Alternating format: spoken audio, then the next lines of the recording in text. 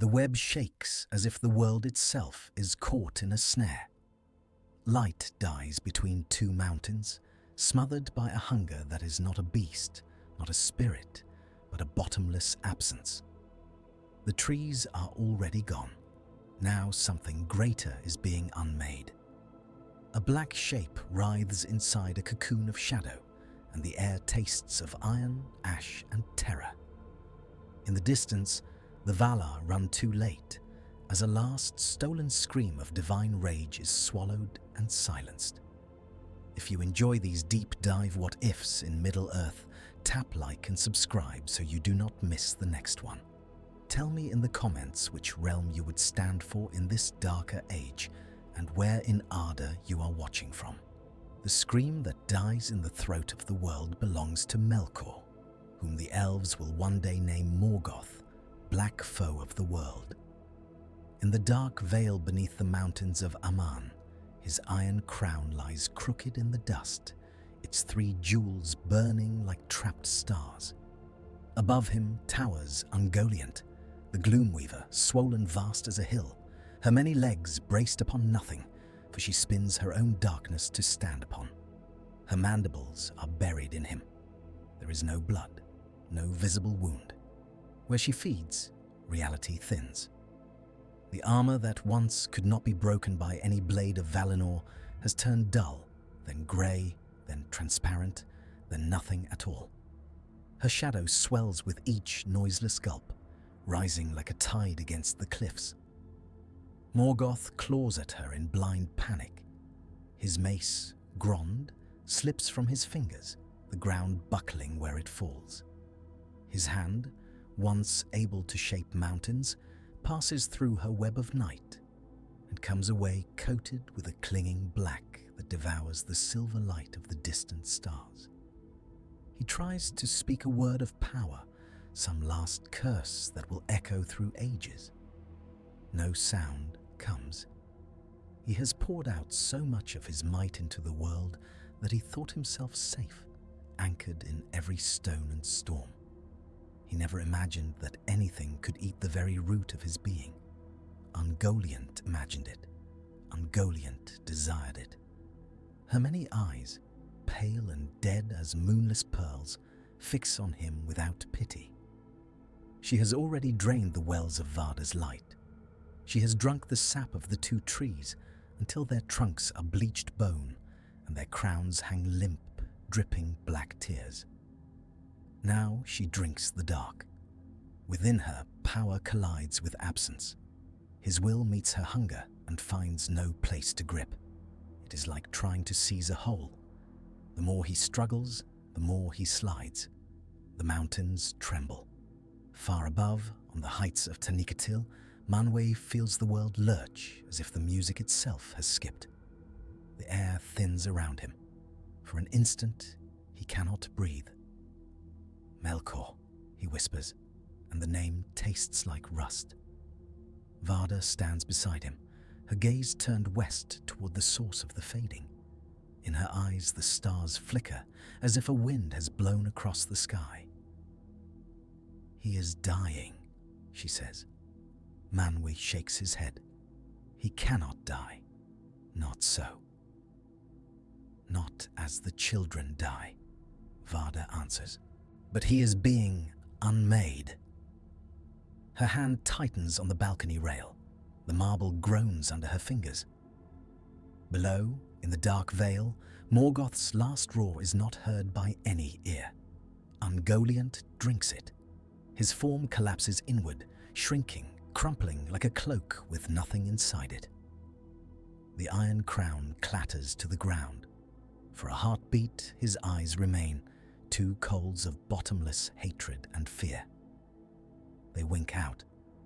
There is no body to fall. There is only a sudden absence where he once stood, a hole in the air that makes the nearby rocks shiver and slide. Ungoliant rears back, her belly distended, her webs quivering with stolen might. The darkness around her is no longer mere shadow. It is thick, layered, oppressive. It mutes sound, dulls color, swallows distance. The air itself seems to curdle.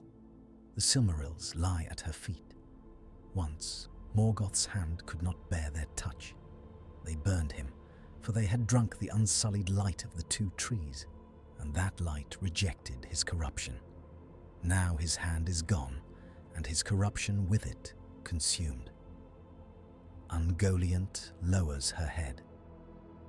For the first time since she crawled out of the forgotten corners of the void, something like hesitation brushes her mind.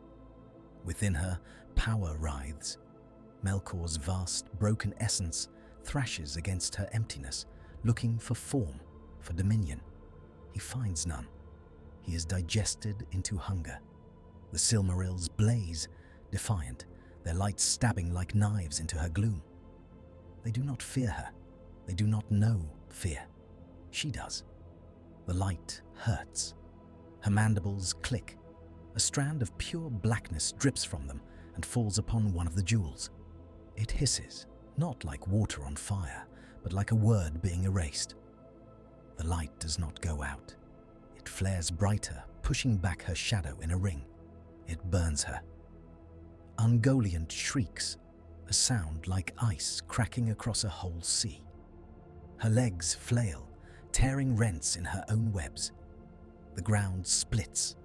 Fissures race outward from the fallen crown, swallowing boulders, trees, and the bodies of slain Maiar and Balrogs alike. Far away in Formenos, Fëanor feels the earth shudder beneath his feet. He stands in the darkened treasury, the empty caskets of the Silmarils gaping like sockets. His sons cluster behind him, their faces pale in the failing light of torches. The news of the tree's death has reached them, carried by rumor and distant cries, but they have not yet seen the sky over Valmar. "What was that?" Curufin whispers. A low rumble passes through the stone, like a giant turning in its sleep. Fëanor's hand curls into a fist. In his mind, he sees the face of the Valar who came to him, who asked for his jewels to heal the trees. He had refused. Now, somewhere in the darkness between Formenos and Valmar, the one who stole the Silmarils is being devoured by a thing that does not understand craft, or beauty, or oaths, only need.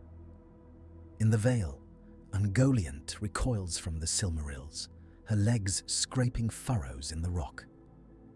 The jewels lie untouched, their radiance unyielding. Her belly hangs heavy, vast, like a storm cloud dragged close to the earth. She is full. For the first time, she feels something that is not hunger. It is worse. It is pressure. It is heat. It is a roiling within her that has no name.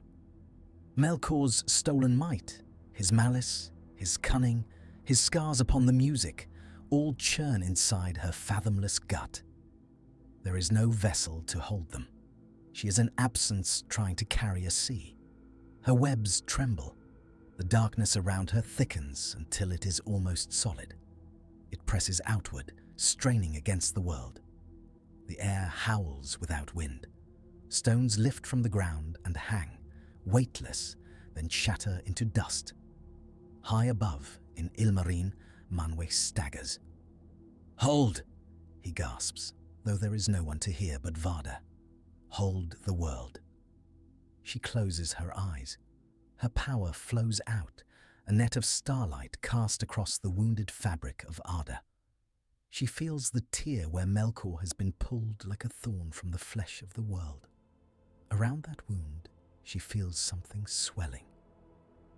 "Ungoliant," she says, and there is an old sorrow in the name. We did not bind her. We did not heal her. We fled from her hunger into the light and thought that enough. "Can you stop her?" Manwë asks. Varda does not answer. In the Vale, Ungoliant screams again. It is not rage this time. It is a sound of something that was never meant to be full, forced beyond its nature. Her enormous body convulses. Strands of shadow whip from her, lashing the cliffs, carving tunnels of night through the rock. Where they pass, stone vanishes, leaving only holes that drink the light. She must empty herself. Her mind, such as it is simple. Hunger, fear, instinct. Now another voice whispers in her, a memory of thrones and chains and fire, a will that once commanded armies and forged crowns. It is not a separate presence. It is a flavor in her hunger, a cunning. She turns from the Silmarils. Their light is poison to her now, a burning coal in the gut of the world. She will not touch them. There is something else to eat. Far beneath the roots of the Pelori, there are caverns, deep, old, untouched by the light of the two trees. In some of them, long ago, when the world was young and the Valar fought Melkor in the first wars, shadows crept and nested, feeding on fear and ruin. Ungoliant remembers. She remembers rock that sang of pressure and time. She remembers the taste of silence. Her legs dig into the mountain. She does not climb. She sinks, weaving as she goes, wrapping herself in deeper and deeper layers of darkness, folding her massive body into the earth. The ground closes over her. The fallen iron crown lies alone in the ruined vale, its 3 jewels blazing amid the wreckage. The darkness that clung to it thins, then flees, drawn after its mistress like smoke into a chasm. Silence falls. For a long breath, all of Aman listens. Then the cries begin. In Valmar, the Valar gather amidst the blackened stumps of the trees. The air still stinks of their death, a sweet, rotting perfume that clings to the throat. Lorelar's last golden leaves lie scattered like dull coins. Telperion's silver flowers are grey ash. Yavanna kneels between them, her hands sunk wrist deep in the dead earth. Her hair hangs around her face, streaked with soot. She is weeping, but her tears are thick and green, and where they fall, tiny shoots of grass struggle up, only to wither in the poisoned ground. Something remains, she says hoarsely, a memory, a seed. If I had their light, I could bring forth one last fruit, one last flower. The Silmarils, whispers Nienna. Fingolfin, standing with the princes of the Noldor, hears the word and feels his brother's absence like a stone in his chest. Feanor is not here. He is in Formennos, with the memory of his father's blood on the flagstones, and the emptiness of his greatest work gnawing at him. The Valar do not know that, in the ruined vale between them, the Silmarils lie unguarded. They do not know that the hand that stole them is gone. They do not know that the greatest enemy of this world has been eaten. For a brief, fragile moment, there is a future in which they might discover the jewels, return them to Feanor, or plead with him anew and weave a new light for the world. That future dies with a shout in Tirion. In the White City on the hill, the Noldor pour into the streets, torches in hand. The death of the trees has plunged their world into a gloom broken only by stars and scattered lamps. Fear runs through them, thin and sharp as a knife. Whispers of Melkor's escape, of the theft of the Silmarils, of the Valar's failure, coil in every alley. On the high square before the Mindon Eldalieva, Feanor stands with fire behind him and fire in his eyes. The word has reached him. Melkor has slain his father. Melkor has stolen his jewels. Melkor has fled. He does not know that Melkor lies as unmade dust in the belly of a spider far below the Pelori. He cannot imagine that the one he has named Morgoth is already gone. He needs him alive. He needs someone to hate. The Valar have failed, Feanor cries, and his voice rings off the white towers. They promised us peace, and what has their peace brought? Darkness, murder, theft. My father lies dead, and the light of our world is gone, and they stand in their ring of doom and speak of patience. He lifts his hand, clenched. I name him Morgoth, black foe of the world, and I swear by the holy light that I wrought into the Silmarils that I will pursue him to the ends of Arda and beyond and take back what is mine. The crowd roars, a sound of grief shaped into rage. Fingolfin stands at the edge of that throng, his heart torn. He loves his brother, even as he fears him. He remembers the look in Feanor's eyes when he drew blade on him in Formenos, a madness of possessive fire.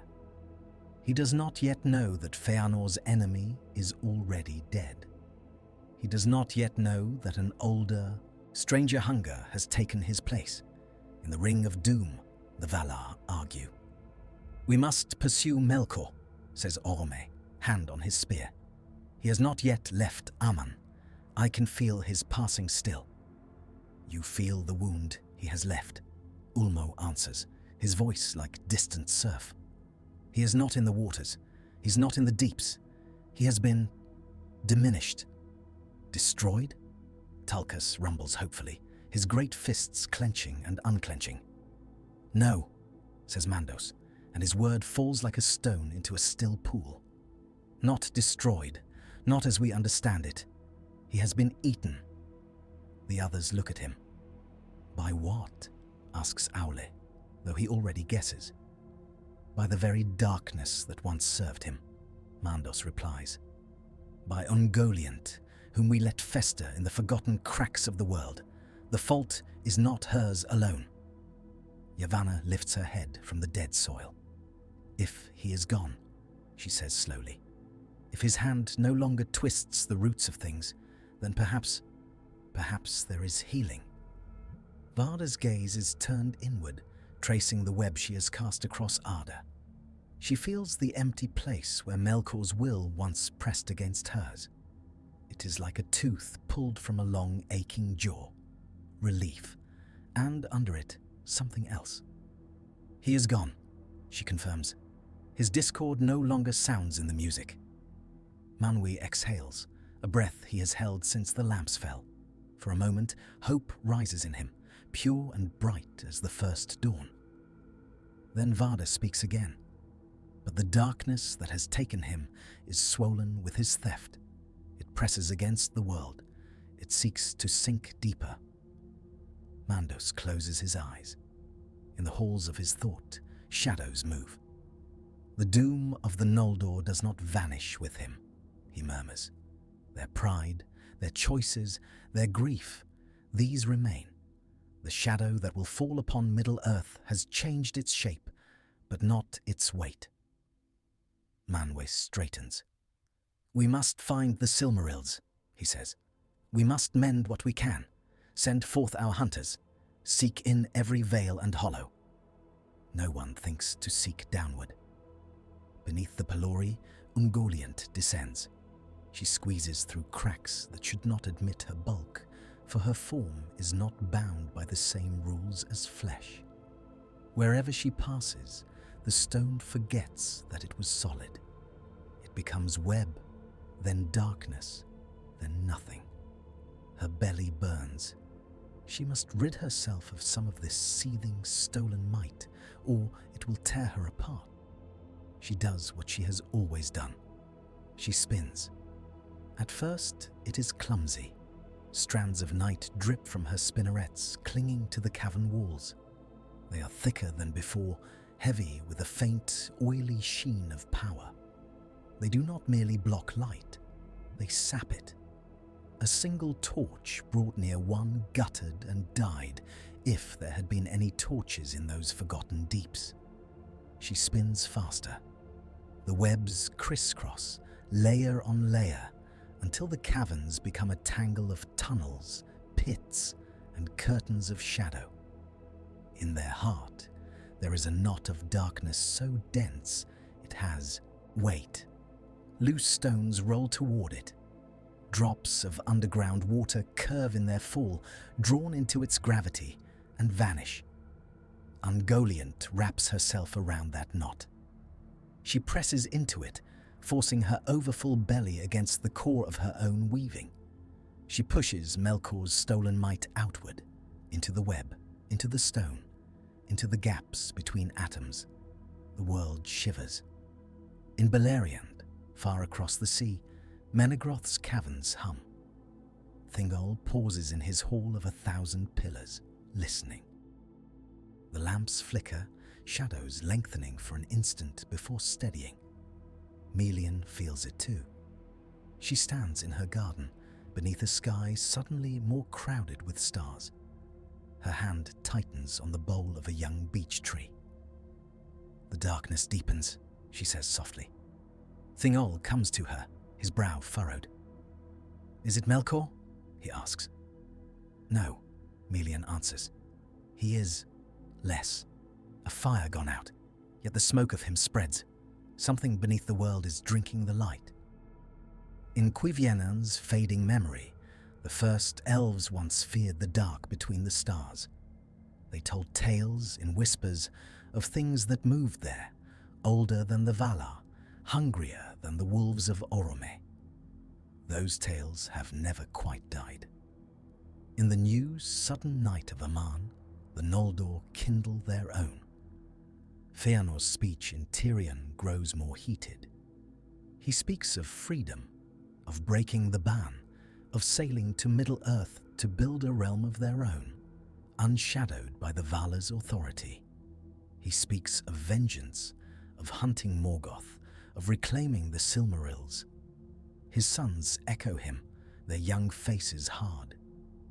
Maedhros watches his father with something like awe and something like dread.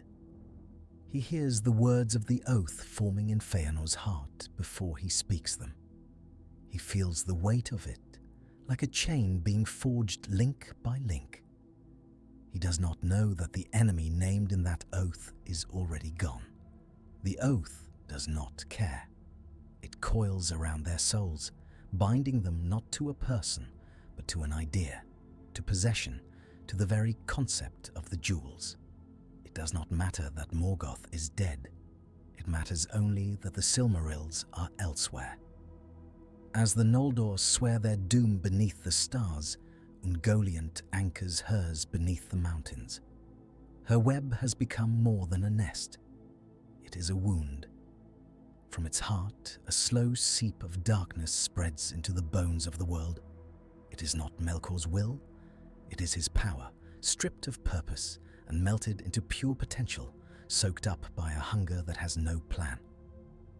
In some places, far away, that seep is felt as a chill.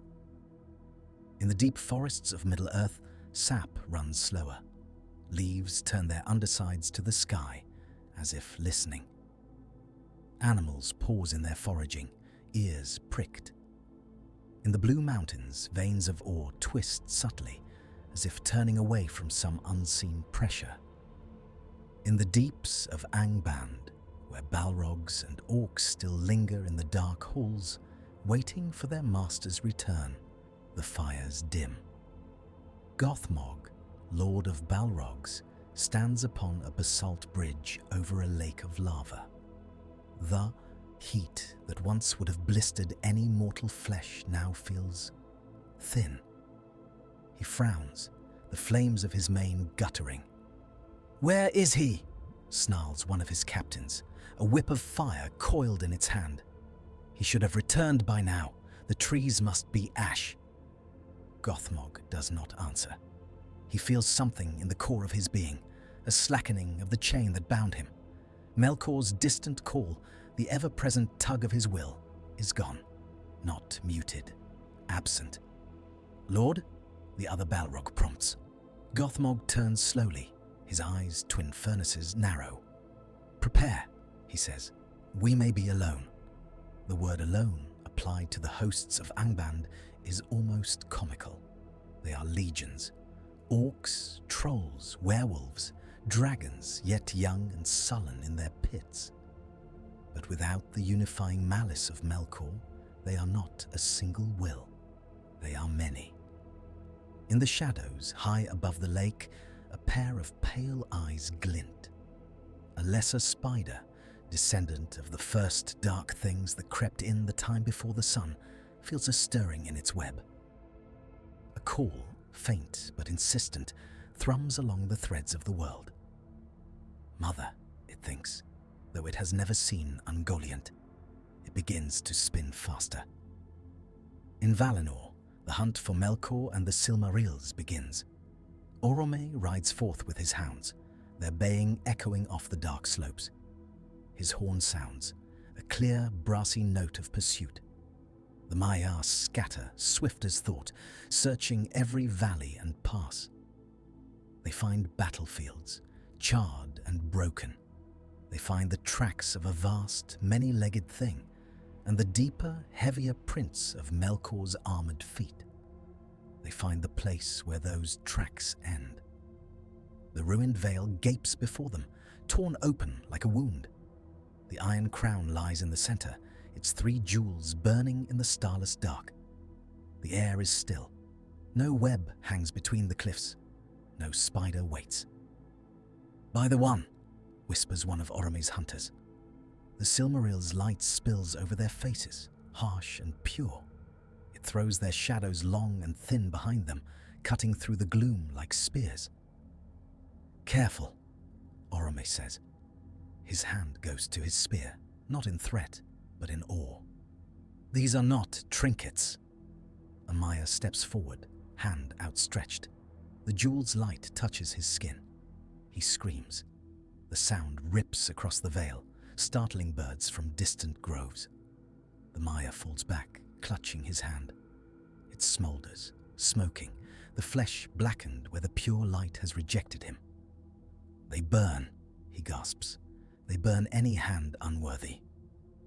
"Or any hand that is not their maker's," says another, eyes narrowed. Orome looks down at the fallen crown. "Send word to Manwë," he orders. "Tell him we have found the Silmarils. Tell him we have not found the thief."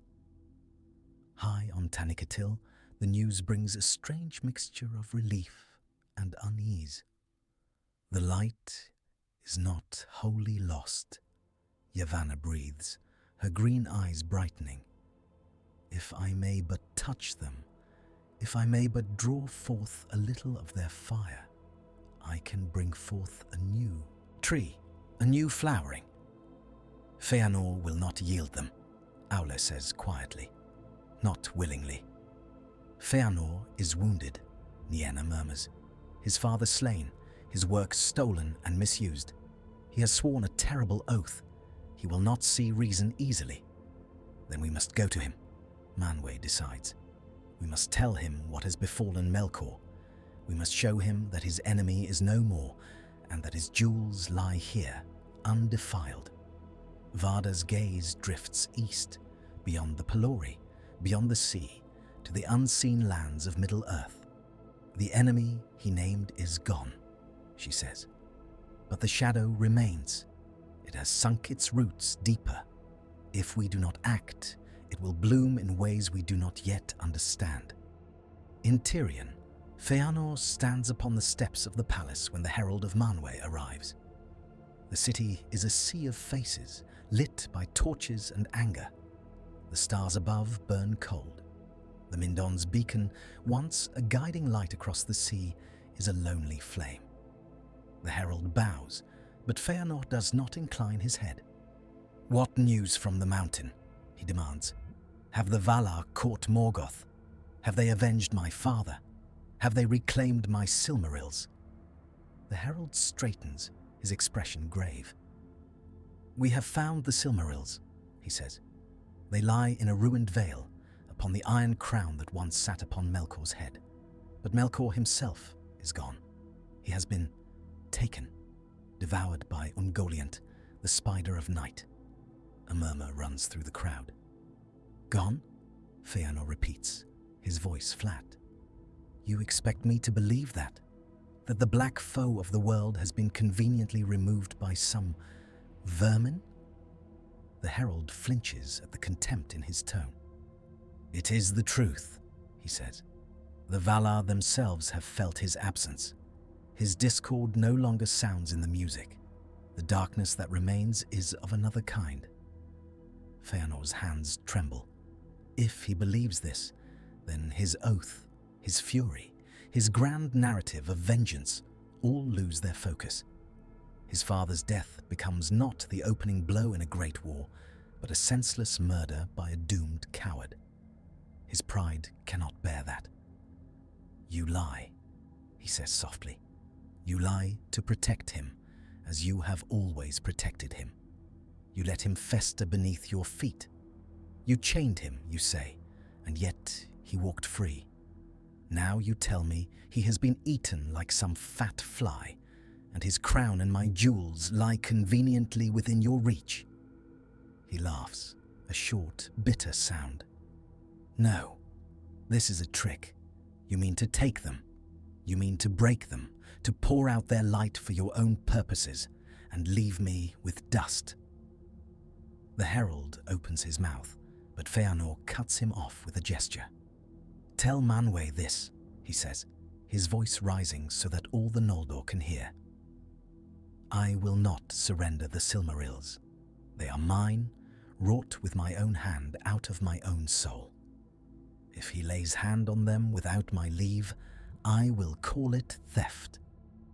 "They are not yet in your hand," the herald says, desperation creeping into his tone. "They lie in the wild, unguarded. Come with us. Take them back. Let Yavanna but touch them, and our world may have light again." Feanor's eyes blaze. "My jewels will not be milked like cows," he snarls. "I will not see them diminished. If the world must sit in darkness because the Valar failed to guard what was brightest, then let it sit in darkness." Fingolfin steps forward, his face strained. "Brother," he says quietly, "listen. If the trees may yet be renewed, if our people may have light." "Our people have light!" Feanor snaps. He lifts his hand, and for an instant it seems to glow, as if some echo of the Silmarils' fire burns in his veins. "We have the fire of our own hearts. We have the craft of our own hands. We will make our own light in Middle-earth beneath our own stars, far from the chains of the Valar." The crowd surges, swept up in his passion. The herald of Manwë looks at Feanor, at the gathered Noldor, at the torches that look so small beneath the infinite sky. He sees that he has failed. Far beneath their feet, in the heart of her web, Ungoliant feels a tug. It is not a call from above. It is not the Valar's will, nor the echo of Melkor's voice. It is a resonance, a sympathetic vibration in the strands of her weaving. Something in Beleriand sings to her. In Menegroth, Melian has laid a girdle of enchantment around Doriath, a subtle fence of power that turns aside the uninvited. It is a work of care, of protection, of love for her people and for the forest itself. Yet to Ungoliant, whose being is now soaked with Melkor's stolen might, it tastes like a challenge, a wall. Walls can be eaten. She shifts in the darkness, her legs stirring the webs. Dust falls from the cavern roof in slow, lazy spirals, drawn toward the dense knot at the center of her lair. She does not yet move toward Beleriand. She does not yet move at all. She grows. Every moment she lies there, cocooned in her own shadow, the power within her seeps further into the fabric of the world.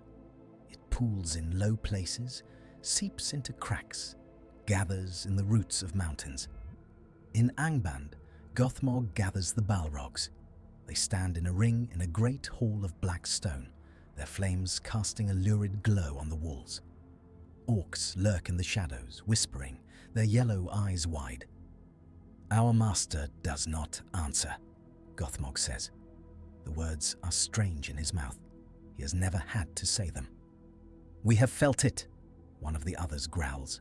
"His pull is gone. His chains are broken. Are we free then?" The word free tastes sour. "We are what we were made," Gothmog replies. "We burn, we destroy, we rule through fear, Melkor gave us purpose. Without him, we must find our own. Dragons stir in their distant pits, sensing the change. Glaurung, still young by the reckoning of his kind, lifts his heavy head from his hoard of molten stone. His golden eyes slit. No voice commands him to sleep again. A slow, cruel smile curls his lip. In Valinor, the Valar stand once more before the fallen trees. Yavanna has gone to the ruined vale. She kneels beside the iron crown, the Silmarils' light washing over her face. Her hands hover above them, not quite touching. "They are too hot," she whispers, "too pure. They reject me. They know only their maker." "Then he must come," Manwë says. "He will not," Nienna answers. "He has turned his face from us. His grief has curdled into wrath. He cannot see beyond his own hurt." "Then we must choose," Varda says quietly. "Do we take them by force and risk breaking them, or do we let the world sit in darkness and trust that the children will find their own way beneath the stars?" Manwë closes his eyes. He hears the music still, faint and far, like an echo. In it, he hears both paths. In one, they seize the jewels, pour out their light, remake the trees, and bind Aman in a new, brighter prison. In the other, they let go. They let the children go. "We will not break his work," he says at last. "We have already broken too much. Let the Silmarils remain as they are. Guard them, that no unworthy hand may touch them. The light of the trees is gone. A new age begins." Yavanna bows her head over the jewels, her tears falling upon the iron crown and hissing into steam. In Tirion, Feanor makes his choice. He leads the Noldor from the city, torches flaring, banners snapping in the cold night wind. The white streets echo with their footfalls and their songs, proud and fierce. They will go to Alqualonde. They will take the ships of the Teleri by plea or by force. Fingolfin follows, torn. Galadriel walks among them, her hair a pale glimmer in the starlight, her eyes already turned eastward, toward lands she has never seen but has long dreamed of. She feels something else too, a tug, faint but insistent from far below. It is not directed at her. It is not even aware of her. It is the pull of a growing void, a deepening hunger under the roots of the world. She shivers. "Do you feel it?" she murmurs to Finrod, who walks at her side. He nods slowly. "The dark has changed," he says. "It is no longer simply the absence of light. It has weight." They march on. At Alqualonde, blood will stain the waves. In the deeps beneath the Pelori, Ungoliant dreams. Her dreams are not like those of the children, filled with images and stories. They are sensations, taste, pressure, thirst. She remembers the sweetness of the wells of Arda, the thick golden sap of Lorelei, the cool silver nectar of Telperion. She remembers Melkor's struggling, his terror, his vast, bitter flavor. She wants more. Above her, the Valar withdraw within their mountain. They will not pursue the Noldor across the sea. They will not unmake the doom that has been spoken. Beyond the sea, in Middle-earth, the stars burn brighter. Men have not yet awakened. The elves of Beleriand live their long, slow lives, unaware that the great enemy they have feared for ages has been eaten, and that something stranger has taken his place. In the years that follow, the story bends. The Noldor shall reach Middle-earth, but there is no sudden eruption of war from Angband, no swift, overwhelming counterstroke from a wrathful Morgoth. Instead, they find a land scarred by old battles, but eerily quiet. Maedhros stands upon a hill in Hithlum, his red hair stirred by the cold wind. Before him, the plains stretch away, dotted with the black mouths of old pits. "He is not here," he says. Maglor, at his side, strums his harp with restless fingers. The strings sound thin in the empty air. "Perhaps the Valar spoke truth," he says. "Perhaps Morgoth truly is gone." Maedros's jaw tightens. "Then who holds our father's jewels?" he asks. The oath coils in his chest like a serpent. In Doriath, Thingol receives word of the Noldor's arrival. He sits upon his throne of beech and elm, Melian at his side. The light of his hall comes from carved lamps and from the faint, living glow of growing things. The air smells of leaves and cool stone. "Noldor," he says, tasting the unfamiliar name. "Kin of our kin, who left us long ago for the west. Why do they return now when the world has darkened?" Melian's eyes are distant. "They bring with them both hope and sorrow," she says. "They have seen the light of the trees and lost it. They have defied the Valar. Their coming will change this land." Thingol frowns. "Do they bring war?" "Not yet," Melian answers. "Their enemy in the west is gone, but there is another shadow, one that grows beneath our feet. I have strengthened the girdle, but there is a taste of spider on the air." Thingol shifts uneasily. "Spiders?" he scoffs. "We have wolves, dragons, balrogs in distant tales, and you speak of spiders." Melian smiles sadly. "You have not seen her," she says. "Pray that you never do." In Angband, Gothmog makes his decision. "We cannot wait for a master who will never return," he tells the gathered captains. "We will be our own lords. We will carve out our own dominions in the dark. Let the elves come. Let them build their bright cities. We will burn them in our own time." Glaurung slithers from his pit, his scales glinting in the red light. "I will go forth," he says. "Let me test these Noldor. Let me taste their fire." Without Melkor's restraining hand, he goes sooner than he did in the true tale. His first foray is brutal, but brief. On the plains near Ardgalen, a Noldorin host under Fingon's command meets him.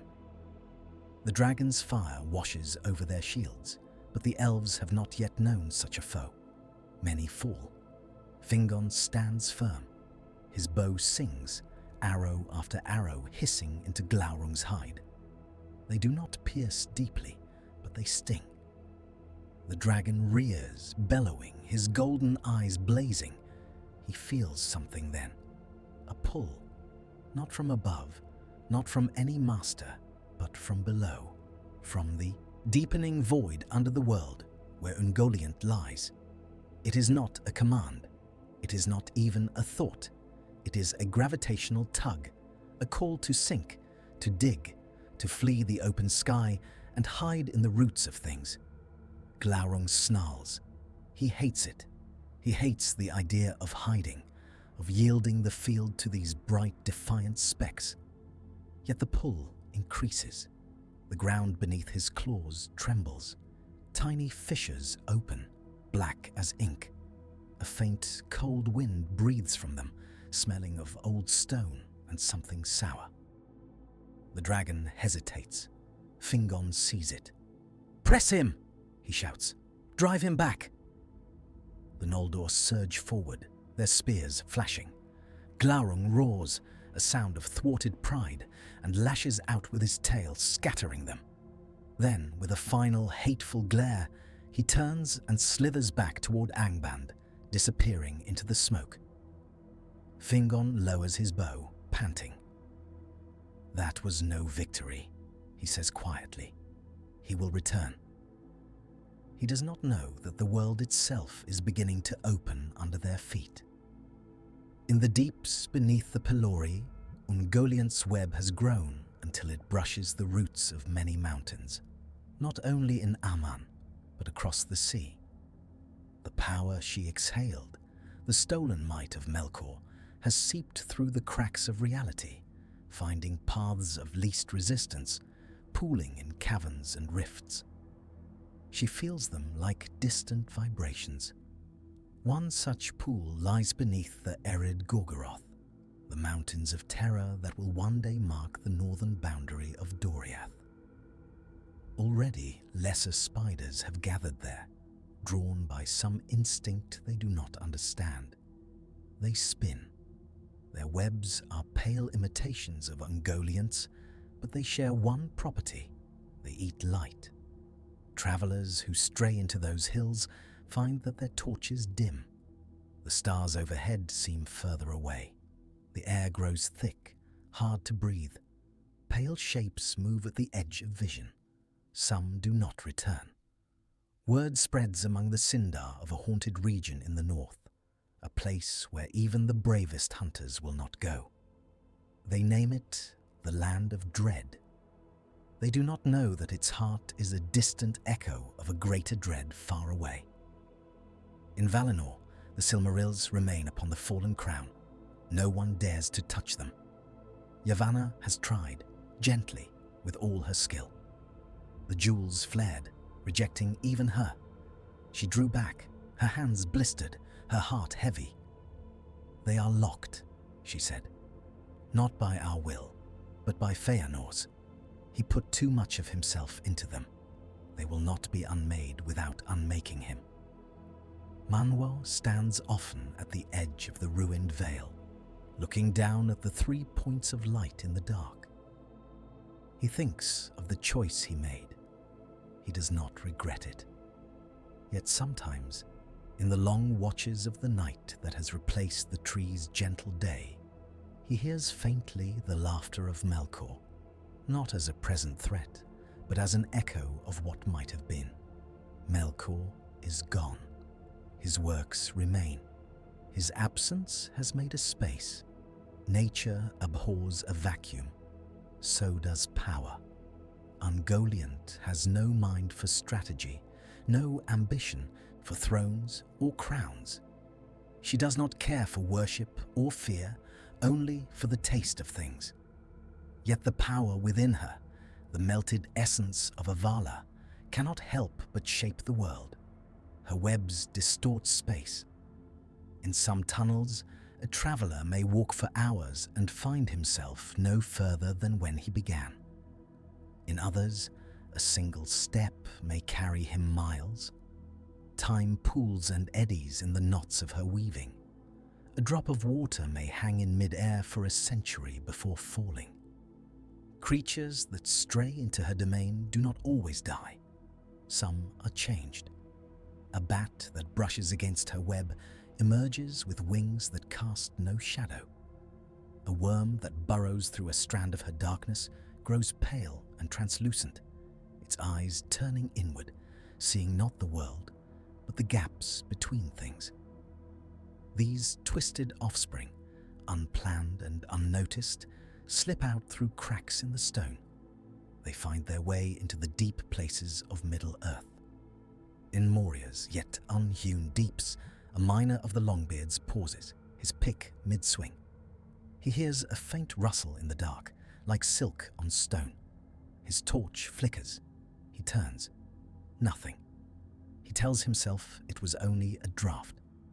In the forest that will one day be called Mirkwood, a young wood elf hunts alone. The trees stand tall, their leaves whispering. The stars above are clear. He feels something brush his cheek. He reaches up, expecting a leaf, a branch. His fingers come away sticky, coated in a thin strand of something that clings and will not quite let go. He looks up. Between the branches, for an instant, he sees a pattern of threads, catching the starlight in a way that makes his eyes ache. Then he blinks, and they are gone. He goes home uneasy. Time passes. The Noldor carve out their realms in Middle-earth.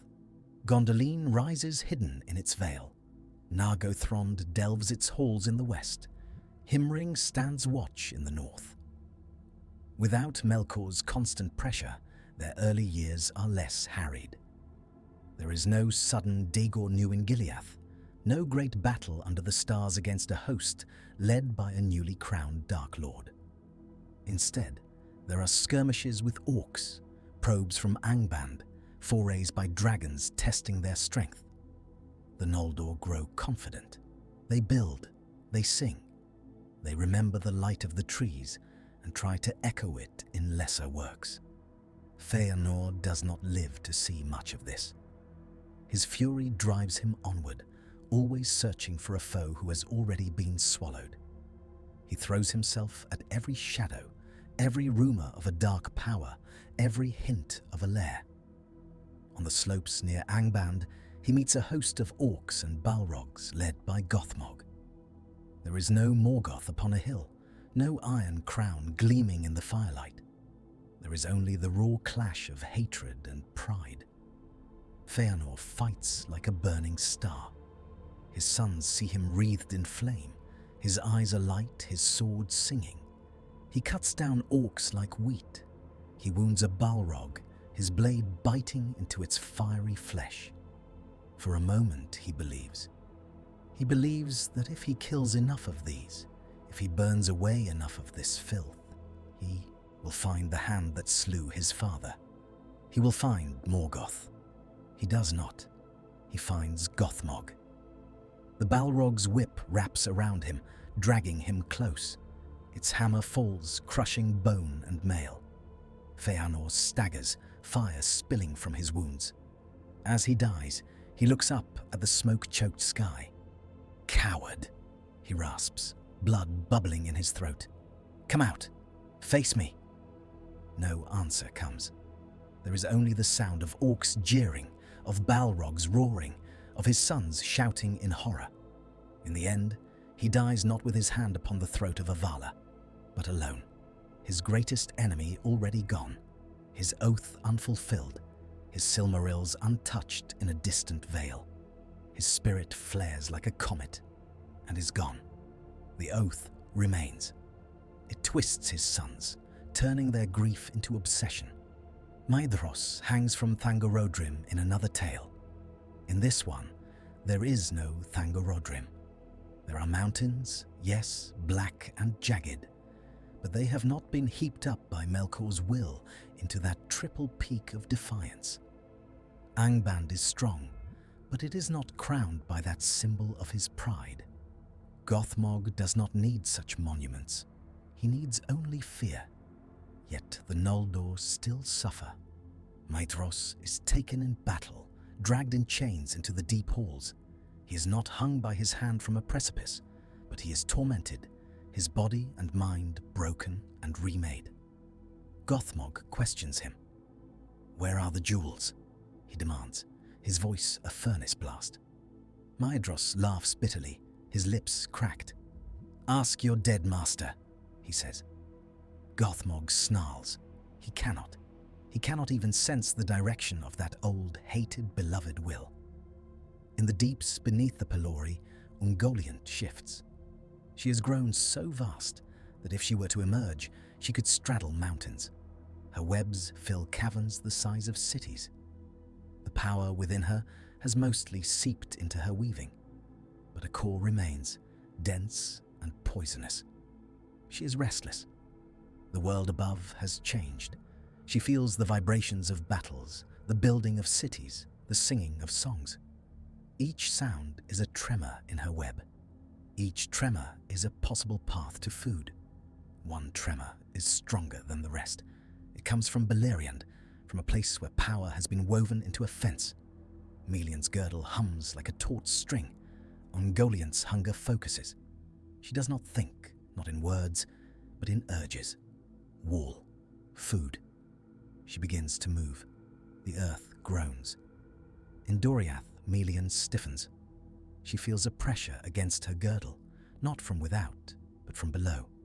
Her enchantment is like a dome around the forest, its roots sunk deep into the soil. Now something gnaws at those roots.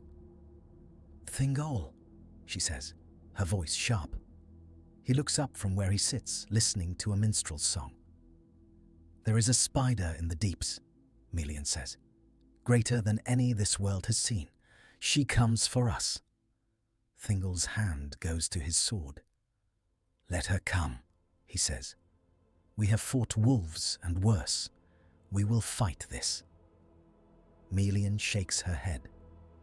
This is no beast of flesh, she says. She has eaten a god. Her webs drink light. If she reaches us, our lamps will go out. Our songs will be silenced. Thingol's face pales. What can we do? He asks. Melian closes her eyes. She sees her girdle as it is, a net of power woven from her Maya nature, from her love for this land, from the songs she has sung to its rivers and trees. She sees the place where it brushes the spreading stain of Ungoliant's web. She can strengthen it. She can pour more of herself into it. If she does, she will be less. She will be bound more tightly to this place, less able to act elsewhere. She does it anyway. The girdle flares. In the deeps, Ungoliant recoils. The taste of Melian's power is strange. It is not like the light of the trees, pure and bright. It is not like Melkor's stolen might, bitter and sharp. It is warm, rooted. It speaks of growing things and flowing water and the laughter of children. Ungoliant hates it. It is everything she is not. She hurls herself against it. The impact reverberates through the stone. Tremors shake Doriath. In Menegroth, lamps sway. Dust falls from carved ceilings. Elves cry out in fear. Melian stands at the center of her hall, her arms outstretched, her eyes closed. Power pours from her, a steady stream feeding the girdle. She feels Ungoliant's mandibles scraping at the underside of her enchantment, tearing at the threads. She holds. Outside, in the forests of Beleriand, animals flee. Birds rise in dark clouds. Trees creak, their roots shifting as the ground heaves. In Nandungortheb, the valley of dreadful death, the lesser spiders go mad. Their webs tangle, knot and tear. Some devour one another. Some fling themselves into chasms, drawn by the deeper call. A crack opens in the earth. For a moment, a sliver of something like starlight, but wrong, shines from it. Then it is gone. Ungoliant feels the resistance. She is not used to being denied. She has eaten light and dark alike. She has drunk the wells of Varda, drained the trees, swallowed a Valar. This wall of woven love and song infuriates her. She bites. Melian gasps. Pain lances through her, not physical but spiritual. Parts of her girdle shred under the assault, only to be rewoven as she pours more of herself into the breach. Thingol sees her sway. He leaps to her side, catching her. "Melian!" he cries. "Stop! You will break yourself." "If I stop," she says through gritted teeth, "she will come up. She will eat our forest. She will drink our light. She will leave only holes." Thingol looks into her eyes. He sees the strain there, the cost. He thinks of his people, of the green halls, of the children playing under the beeches. "Then I will fight her," he says. "If she comes through, I will stand before her. I will not let her have you." Melian smiles faintly. "You are brave," she says, "and foolish. That is why I love you." She draws on that love. It is a strange thing to use affection as a weapon. Yet in this world, made of music, every emotion has weight, every bond has power. Her girdle thickens. Ungoliant howls. The sound splits stone. In Valinor, the mountains tremble. Manwë looks up from the ruined vale, his blue eyes widening. "Do you feel that?" he asks. Varda nods. "She has reached for Doriath," she says. Melian holds her, but she cannot do so forever. "Should we go?" asks Orome, his hand tightening on his spear. "Should we hunt her in her lair and end this?" "Can we?" Aula asks. "She has eaten Melkor. His power runs in her webs. To fight her is to fight his shadow in another form." Namo Mandos speaks, his voice soft. "This is the children's age," he says. We have withdrawn our hands. If we go now, if we strike down this darkness, we bind them again to our will. We make them depend on us. And if we do not, Yavanna demands, if we let this spider eat their worlds from below, what then? Silence falls. In that silence, the earth quakes. In Beleriand, fissures open. In the north, near Angband, a chasm yawns, swallowing a patrol of orcs. They scream as they fall, their cries cut off abruptly as they pass some unseen threshold. In the east, near where the Blue Mountains will one day shelter dwarven halls, a valley subsides, trees toppling, rivers changing course. In Doriath, the tremors ease. Melian has held. Ungoliant withdraws, not in defeat, in calculation. She has learned something new. Walls can be hard. Some food bites back. There are easier meals. She turns her attention elsewhere. There are places where power is not woven into fences, but lies open, ripe and unguarded. One such place is above her. The Silmarils burn in the ruined vale. No hand has yet dared to touch them. No mind has yet conceived that they might be eaten. Ungoliant does not think in terms of jewels or beauty. She thinks in terms of taste. The memory of their light still burns in her, a pain she both fears and craves. The first time, when she tried to drop her darkness upon them, they burned her. She was swollen then, clumsy with stolen power. She is different now. She has bled much of Melkor's might into her webs. She is leaner, hungrier, sharper. She begins to climb. The journey from her lair beneath the Pelori to the ruined vale above is not measured in miles. It is measured in layers of reality. She slips between cracks, through folds in space that only her webs can find. In the ruined vale, Amaya stands watch. His name is Aranwe. He has been set here by Manwe to guard the Silmarils, to ensure that no unworthy hand touches them. He does not expect an attack from below. He paces the edge of the crater, his eyes on the sky, on the distant mountains, on the shadows between the rocks. The Silmarils' light throws his own shadow, long and sharp. He feels the ground shift. He frowns. A faint crack appears in the dust near the iron crown, a hairline fracture that widens with a soft, grinding sound. From it, a thread of darkness seeps, thin and oily, spreading like spilled ink. Aranwe steps forward, his hand going to his blade. "Who goes there?" he calls, though he knows it is foolish to speak to a crack. The darkness thickens. It rises, coiling, weaving itself into a shape. Ungoliant's head emerges, vast and terrible, her many eyes pale and blank, her mandibles clicking. She has come straight up through the world, drawn by the taste of the Silmarils' light. Aranwe staggers back, the sheer weight of her presence pressing on him like a physical force. The air around her is heavy, hard to breathe. "In the name of Manwe," he gasps, lifting his sword, which glows with a faint sky-blue light. "You shall not touch these jewels." Ungoliant does not hear him. She hears only the singing of the Silmarils. It is not a sound, but a vibration in the fabric of things. They hum with the memory of the two trees, with the light that once bathed all of Aman. They are a taste she has had only from outside, through the sap she drank, through the light she smothered. She wants to know what they are like inside. She lunges. Aranwe leaps, his blade flashing. It passes through her shadow. For a moment, it glows brighter, as if struggling against something that eats light. Then it dims. The edge crumbles, flaking away into nothing.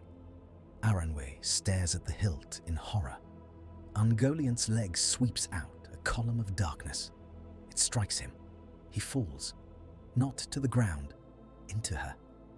For an instant, he feels himself stretched, thinned, his essence smeared across a web of impossible angles. He tries to cry out, to call to Manwë, to Varda, to anyone. No sound comes. He is digested into hunger. Ungoliant rears over the Iron Crown. The Silmarils blaze up at her, defiant. Their light stabs into her eyes, burning. She shrieks, her legs flailing, tearing more cracks in the veil.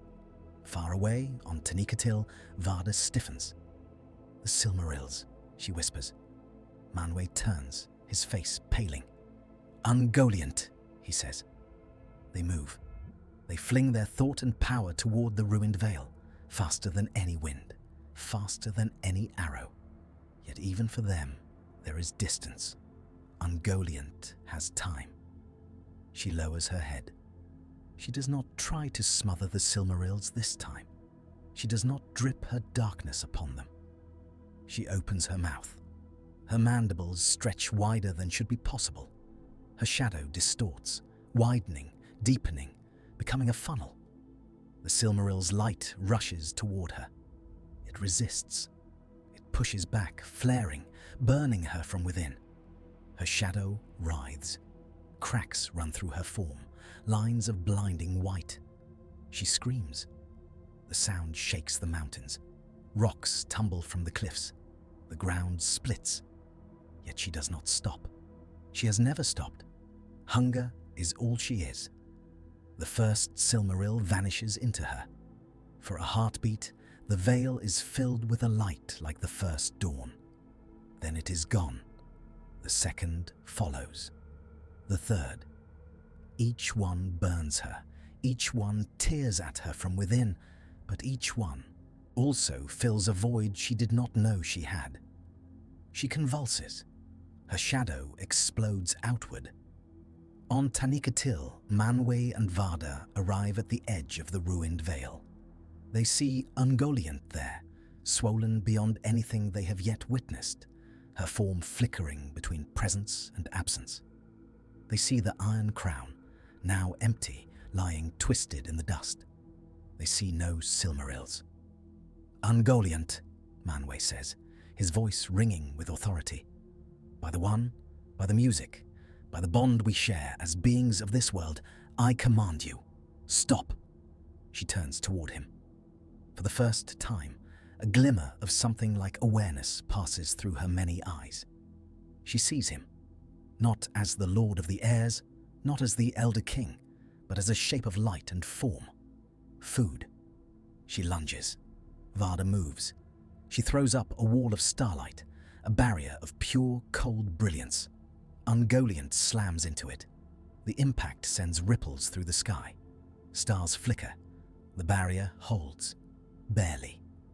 Ungoliant's mandibles scrape against it, leaving trails of darkness that hiss and steam. Her legs hammer at the edges, seeking a gap. "You cannot have these," Varda says, her voice like 1,000 bells. "You have eaten enough of our making. You will go back to your hole, and there you will remain." Ungoliant shrieks. She pushes. The Silmarils burn within her, their light trying to burst free. Her shadow writhes, torn between expansion and collapse. The power of Melkor, the light of the trees, the raw fabric of the world, all churn together in her belly. She is a singularity, a black hole of hunger. The ground around the veil begins to sink. Cracks race outward, swallowing hills, trees, streams. The air twists, clouds spiral.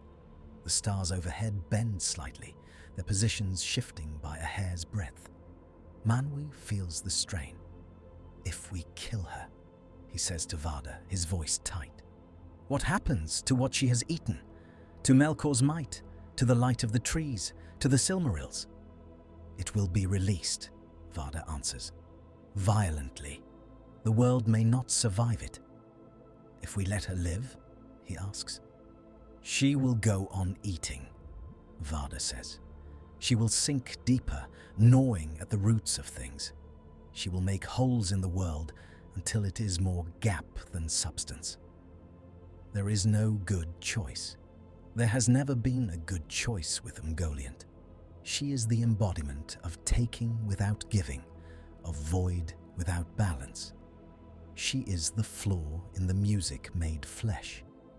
Manwë looks at her, at the thing that has eaten his brother, his trees, his brightest jewels. He thinks of the children. He thinks of their brief, bright lives, of their songs, of their sorrows.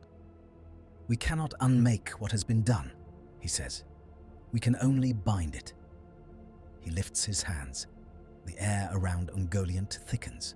Winds roar, not as gales, but as currents of fate. They wrap around her, pressing her inward. The sky darkens, clouds spiraling into a vortex above the veil. Varda adds her power.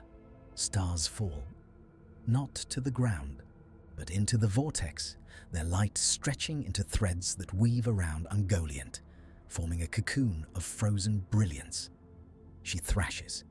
Her legs tear at the new web, but this is not her weaving. It is the Valar's. It holds. Slowly, painfully, they compress her. Not to nothing. They dare not. They compress her to a point, a singular wound in the world. The ruined veil collapses inward. Stone, soil, air, all fold around the cocoon of light and darkness. For a moment, there is a roaring as if 1,000 waterfalls have been turned inside out. Then there is silence. Where the veil once lay, there is now a pit. It is not wide. It is not deep. It is bottomless. No light enters it. No sound emerges from it. Around its rim, the ground is cracked and glassy, as if from unimaginable heat. The iron crown is gone, crushed, melted, or thrust into some elsewhere. Manwë and Varda stand at the edge of the pit. They feel the pull.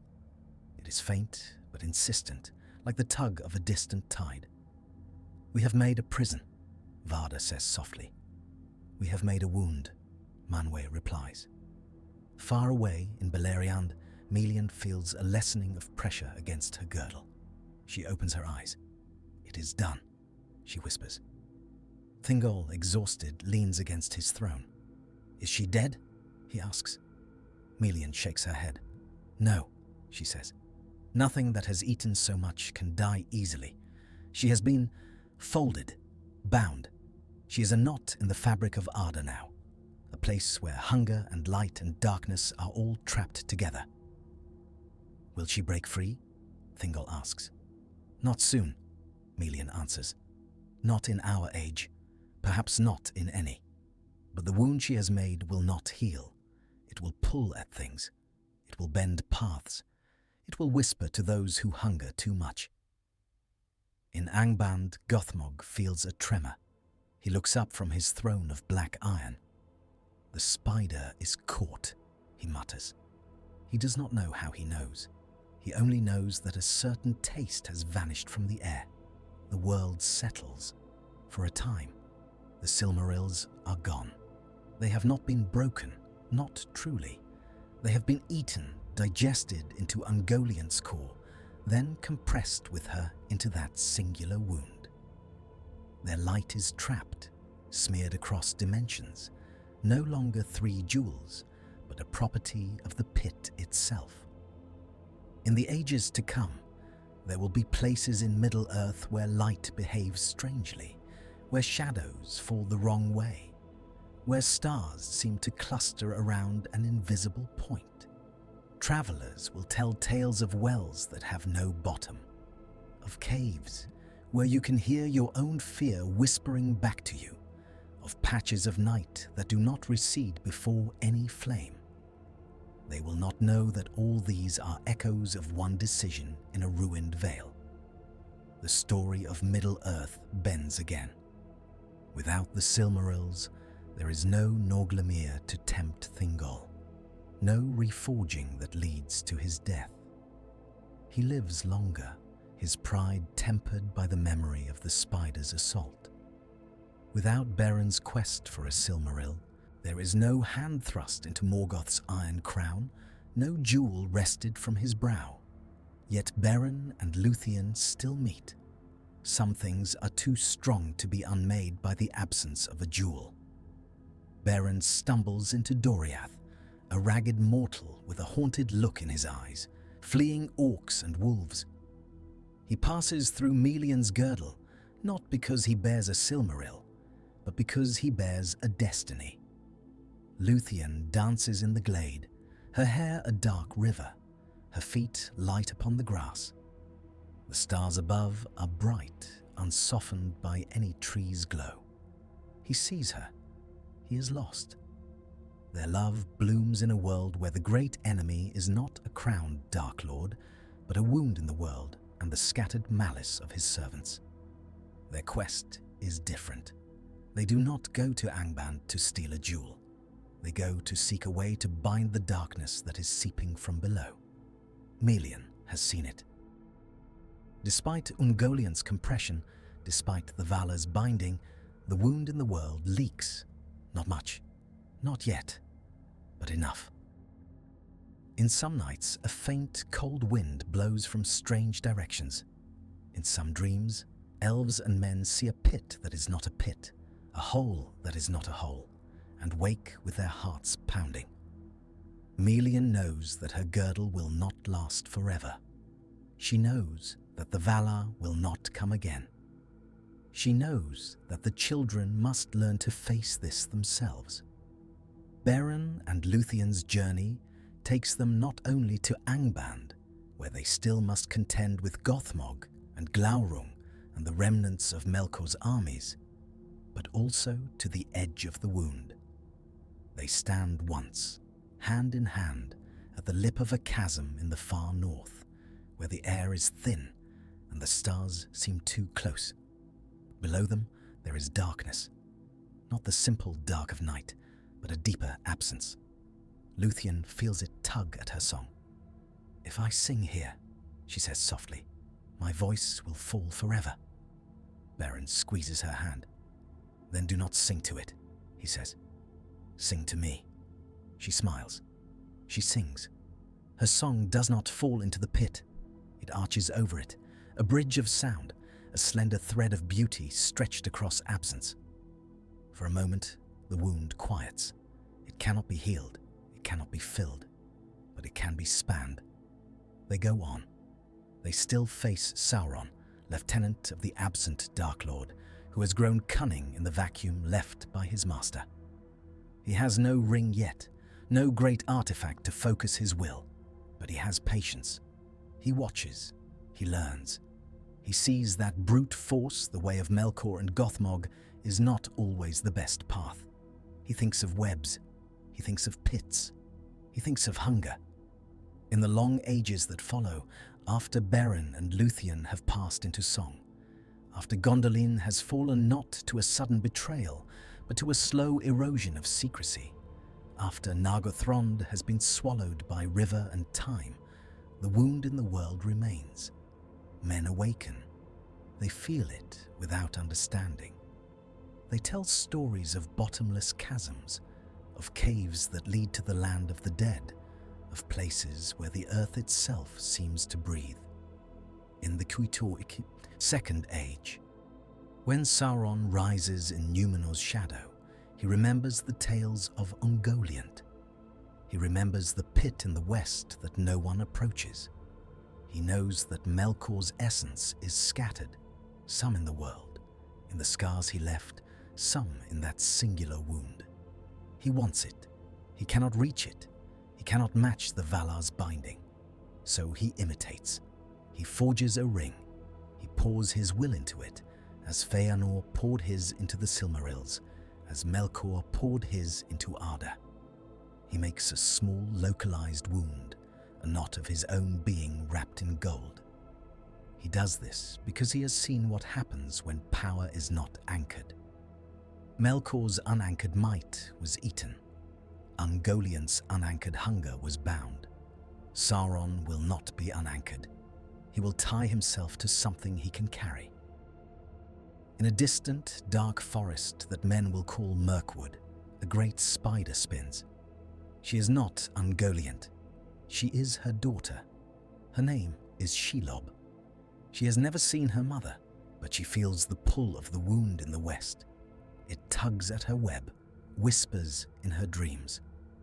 She spins her own little version of it.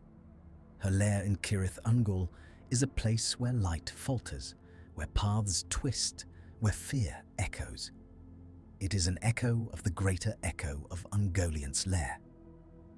When two small hobbits stumble into that lair in a far future age, bearing upon a chain the concentrated will of Sauron, the wound in the world watches.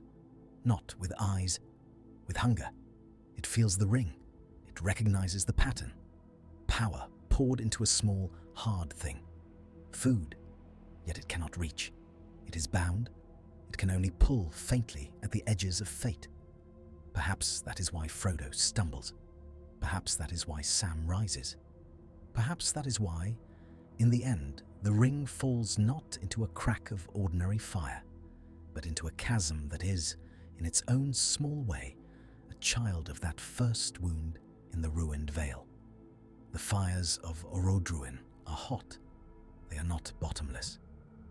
Yet when the ring falls, when it melts, when Sauron's will unravels, there is a moment, a heartbeat, when the fabric of the world thins. In that moment, far to the west, in the forgotten pit that no one approaches, something stirs. A flicker, a faint, almost imperceptible lessening of pressure. A single strand of Ungoliant's web snaps. It does not break free. It does not unleash her upon the world. It trembles. In the Shire, long after, when the tales have been told and the wounds have mostly healed, Samwise Gamgee stands in his garden at Bag End. The sun is setting, painting the sky in gold and rose. He looks up at the first stars. For a moment, his gaze drifts west, beyond the horizon, beyond the sea he has never seen. He feels a shiver, not of fear, of awareness, as if, somewhere far away, there is a hole in the world that has watched him, and in its own empty way is satisfied. He does not understand it. He does not need to. He turns back to his roses. The pit remains.